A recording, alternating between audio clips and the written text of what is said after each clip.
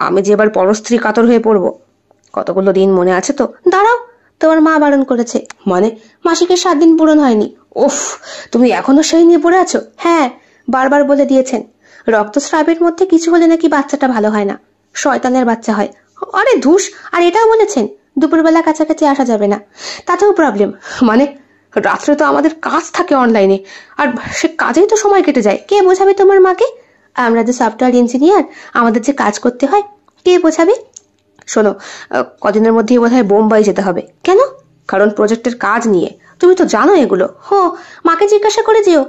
2 দিন পরে বোধহয় কি একটা পুজো আচ্ছা আছে, মনে হয় না তোমায় যেতে দেবে। মা এই করে করে আমার প্রমোশনটাকে ড্যামেজ করে দিল। কতদিন হয়ে গেল বলো তো এই চক্করে। সালা আমার থেকে নিচু পোস্টের যারা সব উঁচু পোস্টে উঠে গেছে। এই বলে হাত ধরে একটা হ্যাঁচকা টান মেরে প্রিয় শ্রেয়াকে কাছে টানলো। তারপরে শ্রেয়ার নরম স্থানে মুখ গুজে তাকে আদর করতে করতে বলল, আদা ছাড়ছি না। কদিন চলছে? 6 দিন।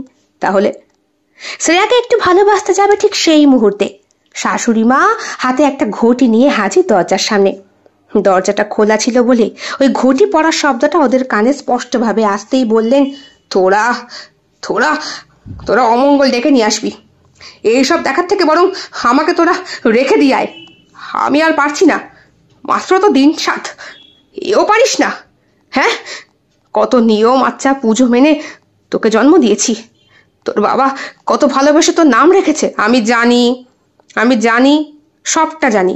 তোমাকে আর বিবরণ দিতে হবে না। বাবা ভালোবেসে নাম রেখেছে, সেই নামের ওপরে আবার চর্চা হয়েছে অনেক কিছু। তুমি কি চাইছো? শ্রেয়া আর আমার ডিভোর্সটা হয়ে যাক? এগুলো কি বলছো? না, এবার বলতে হবে। আমিও যা নিতে পারছি না। এইভাবেই দিন যায় ওনার। তিথি মেনে রান্না, ফুল তোলা, ব্রতের উপোস, সবটাই একটা নিঃশব্দ অবস্থা, কোনো প্রশ্ন ছাড়া। শ্রেয়া শুধু বাইরে থেকে দেখে আর ভাবে, এই যে ধারাবাহিকতা, এর পেছনে কি কেবল অন্ধতা, নাকি ভিতরে লুকিয়ে আছে জীবনের একটা শৃঙ্খলা? ওর মনে হয় এই শৃঙ্খলার ভিত্তি যদি জ্ঞানের ওপর হতো, তবে গঙ্গা দেবীর মাথা আরো উঁচু হতো। লোকে তাকে বলতো একজন শিক্ষিত মহিলা, সবটা জেনে শুনে করেন। কোনটার ওপরে সায়েন্টিফিক ব্যাখ্যা আছে সেটাও উনি জানেন, কিন্তু এখন ওনাকে বলে অশিক্ষিত মহিলা, শুধু নিয়মই জানে। কেন জানে সেটা আর বলতে পারবে না। শ্রেয়া বহুদিন সফটওয়্যার ইঞ্জিনিয়ারের সঙ্গে যুক্ত ছিল। সেই কাজ তার খুব একটা ভালো লাগতো না।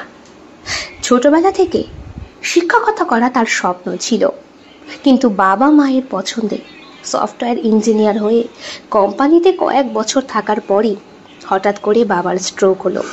আর সেই ফার্স্ট স্ট্রোকে শ্রেয়াকে শিক্ষা দিয়েছিল